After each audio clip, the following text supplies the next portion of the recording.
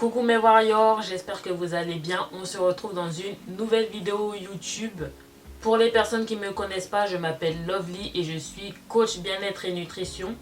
Et ma mission est d'aider les femmes en surpoids à perdre du poids sans restriction alimentaire parce que manger, c'est la vie. On se retrouve dans une nouvelle vidéo YouTube où je vais vous expliquer ou vous donner du moins les exercices qui m'ont permis de développer mes jambes. Je vous mettrai une petite vidéo ici, je pense, de mes jambes. Mais j'ai réussi à prendre du muscle du bas du corps grâce à 3 exercices que je vais vous montrer de suite. Alors si toi aussi tu souhaites développer ton bas du corps comme moi, n'oublie pas de suivre cette vidéo.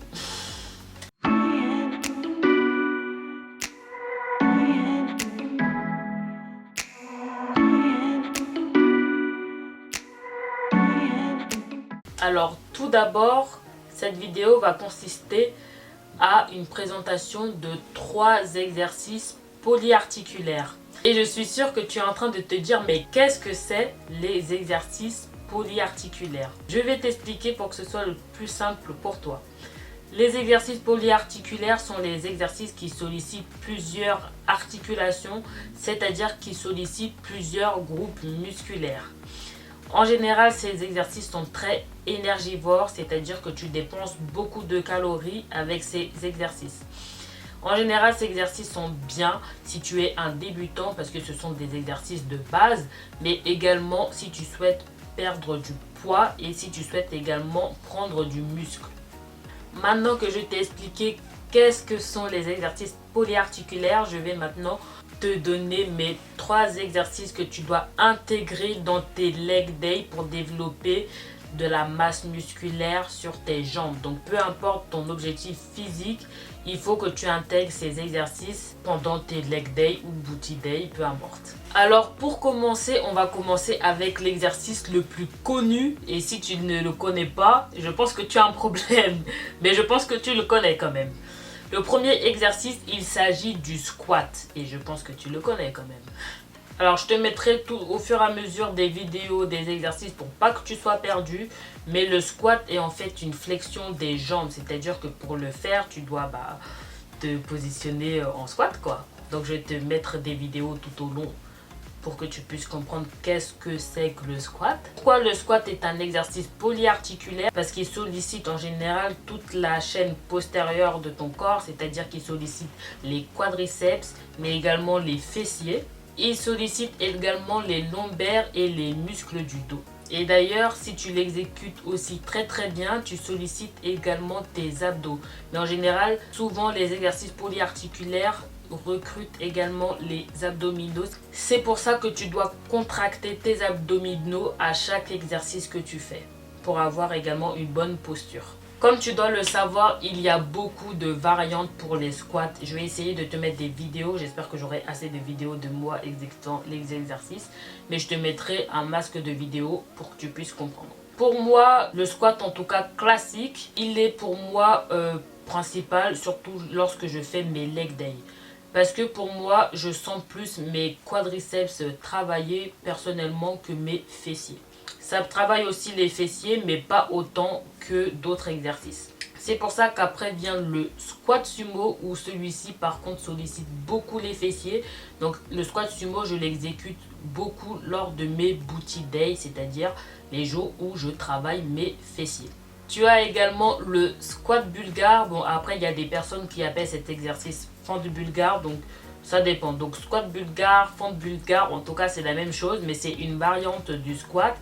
C'est-à-dire que tu fais un squat en ayant une jambe, donc la jambe arrière, qui est surélevée, donc ton pied posé sur une surface, ça peut être sur un canapé ou un banc si tu es à la salle, ou une grosse box.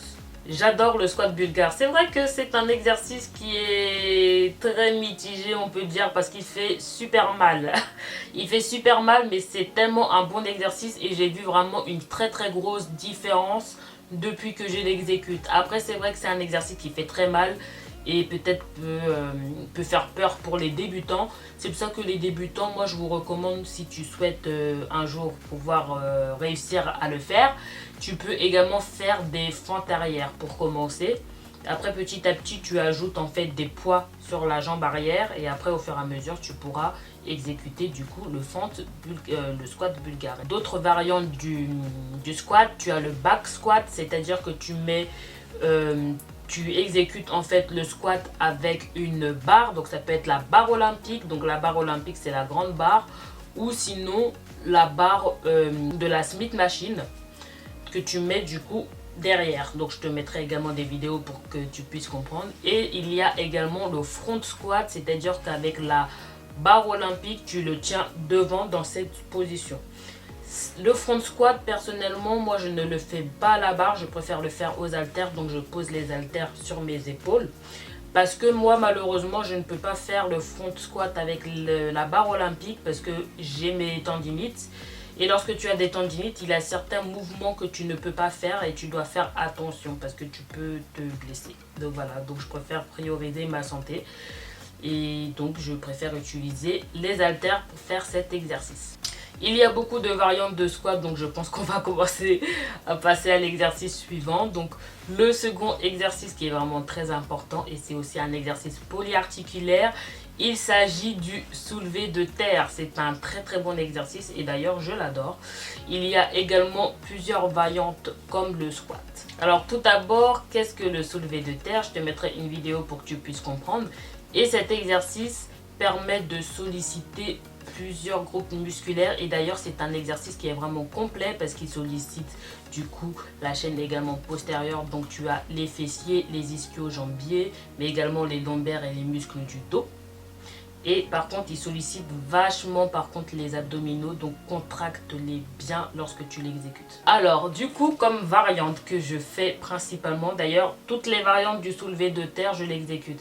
D'ailleurs j'ai oublié de le mentionner, mais le soulevé de terre est également nommé deadlift en anglais. Donc en général, moi sur Instagram, je l'écris souvent en anglais. Parce que soulevé de terre, c'est trop long en fait. C'est trop long, donc en général, je dis deadlift. Donc si je te dis deadlift dans mes vidéos, maintenant tu sauras que c'est du soulevé de terre. Donc tu as du soulevé de terre traditionnel. Donc voilà, c'est le soulevé de terre traditionnel qui est vraiment très très bien d'ailleurs, je l'aime beaucoup. En général, le soulevé de terre traditionnel, je le fais en général lors de mes séances dos.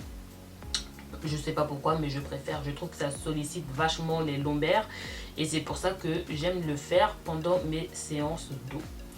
Ensuite, tu as le soulevé de terre jambes tendues, c'est-à-dire que tu as les jambes tendues par rapport au soulevé de terre traditionnel. Mais je te mettrai une vidéo comme toujours.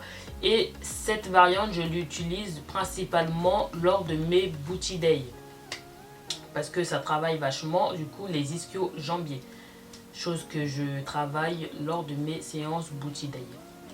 Et tu as également le sumo deadlift, donc le soulevé de terre sumo, c'est-à-dire que tu as les jambes plus écartées et que tu fais du coup un soulevé de terre. C'est comme le soulevé de terre traditionnel, sauf que tu as du coup les jambes plus... la largeur de tes jambes du coup est plus espacée que pour le soulevé de terre traditionnel. Le sumo deadlift, je le fais en général aussi lors de mes séances booty day. Je préfère, je sens plus mon fessier lorsque je l'exécute.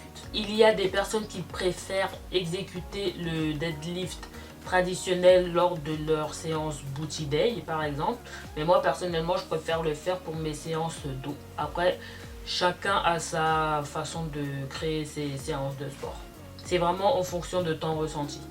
Tu as également des variantes unilatérales, donc le soulevé de terre, jambes tendues sur une jambe. Je ne sais pas si j'ai déjà filmé cet exercice, mais il est vachement bien parce que c'est vrai qu'on oublie souvent, mais en général, on a toujours une jambe qui est plus forte que l'autre. C'est pour ça que travailler en unilatéral, c'est vraiment très très bien parce que ça permet de forcer la jambe faible à devenir plus forte. Parce que lorsqu'on travaille souvent sur les deux jambes, la jambe qui est plus forte va l'emporter justement sur la jambe plus faible. C'est pour ça qu'il faut souvent travailler en unilatéral. C'est de petits tips de la vidéo.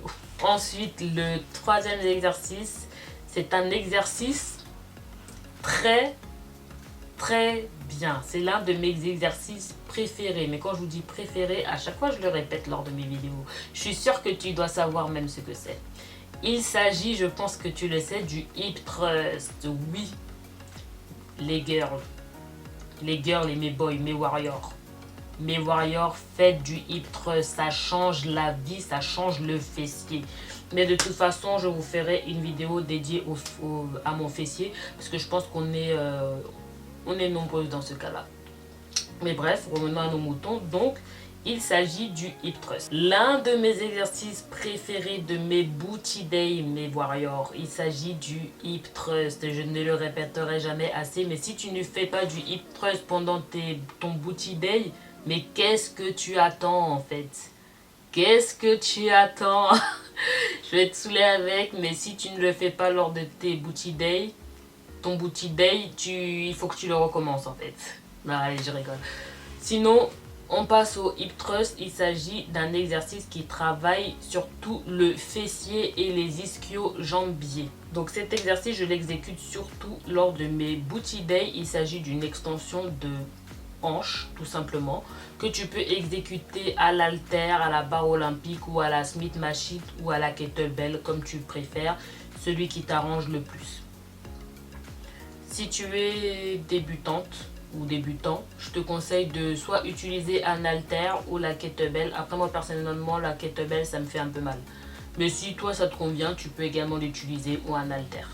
Et après, si tu souhaites pas augmenter ta charge, parce qu'après au niveau des haltères on est vite limité, je te conseille d'utiliser peut-être la Smith machine. Ça pourrait te convenir. Et après passer du coup à la barre olympique, là quand tu te sentiras plus sereine ou serein entre guillemets. Cet exercice, comme je l'ai dit, sollicite beaucoup les fessiers, donc que ce soit le grand, moyen, petit fessier. Et il recrute surtout, principalement, le grand fessier. Et également, du coup, les ischio-jambiers. Cet exercice est à double tranchant parce que c'est vrai que, bon, comme tous les exercices au niveau de la musculation, si tu l'exécutes mal, tu peux te blesser. Donc, il faut faire vraiment très attention à la posture. Lorsque tu l'exécutes, si tu sens principalement tes quadriceps, c'est-à-dire le devant de la cuisse, c'est-à-dire que tu es mal positionné et il faut que tu revoies ta posture. Mais de toute façon, je vous ferai un réel sur comment se positionner et un short du coup sur YouTube, comment se positionner pour bien exécuter le hip thrust. Parce que c'est vrai que lorsqu'on est mal positionné, tu sentiras surtout tes quadriceps et c'est pas ce qu'on veut. Parce que cet exercice sollicite beaucoup le grand fessier et en fait, c'est ce qui donne le galbe à tes fesses. Si tu n'es pas assez confiant sur cet exercice et que tu as peur de l'exécuter, tu as également le glute bridge comme alternative. Donc c'est une variante du hip thrust. Cet exercice s'exécute au sol. Donc pour commencer, je pense que c'est un très bon début si tu as peur d'exécuter le hip thrust. Moi personnellement, c'est comme ça aussi que j'ai commencé. Hein, on est tous des warriors. Je vous appelle ma team warrior parce qu'on est des warriors, on veut aller loin. On veut le booty, you know. Mais il faut savoir connaître ses limites et si tu as peur, ça sert à rien de forcer et au risque que tu puisses te blesser et c'est pas ce qu'on recherche. Donc tu peux également effectuer le glute bridge. C'est une très bonne variante et ça pique de ouf. Ça pique de ouf, t'inquiète pas, c'est les mêmes sensations que le hip thrust, ne t'inquiète pas, juste que tu le fais au sol.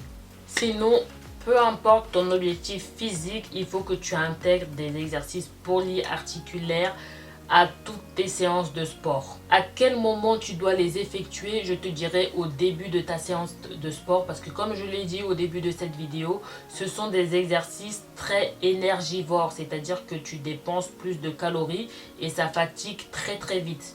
C'est pour ça que je te recommande de commencer par ce genre d'exercice vers la fin de ton entraînement. Tu peux faire des exercices d'isolation, c'est-à-dire des exercices qui isolent un groupe musculaire. Comme je l'ai dit également, ce sont des exercices de base, donc même si tu es un débutant, il faut que tu les fasses. Et d'ailleurs, je te recommande d'abord de les faire avant de prioriser les machines. C'est vraiment très important. N'oublie pas également que tu peux te blesser, donc fais très attention à ton exécutement du mouvement. C'est vraiment très important. Et surtout, n'oublie pas de t'échauffer avant. Sinon, je vais me fâcher. Je vais me fâcher si tu ne t'échauffes pas avant. L'échauffement est primordial pour préparer ton muscle à l'effort. Donc s'il te plaît, n'oublie pas de t'échauffer. C'est vraiment très important. Ça permet d'éviter les blessures. Donc ne l'oublie surtout pas. J'espère que tu as apprécié cette vidéo. En tout cas, ça m'a fait très plaisir de la tourner. Dis-moi ce que tu en penses en commentaire de ce genre de vidéo. Si tu kiffes, j'en ferai plus souvent. Moi, en tout cas, c'est le genre de vidéo que je préfère sur YouTube. N'oublie pas que tu as mon e-book de perte de poids gratuit en barre d'infos et également le lien sur ma newsletter. Sur ma newsletter, tu auras des astuces sur la motivation, également les trainings de sport, parfois quelques recettes, donc n'hésite pas surtout à t'inscrire. Et surtout, n'oublie pas de liker, commenter et partager cette vidéo parce que ça peut aider beaucoup de personnes qui sont dans le même cas que toi. N'oublie pas également, n'oublie pas de t'abonner à mon compte Instagram parce que c'est là-bas que tout se passe. Et puis moi, je te dis tchuss, à la prochaine.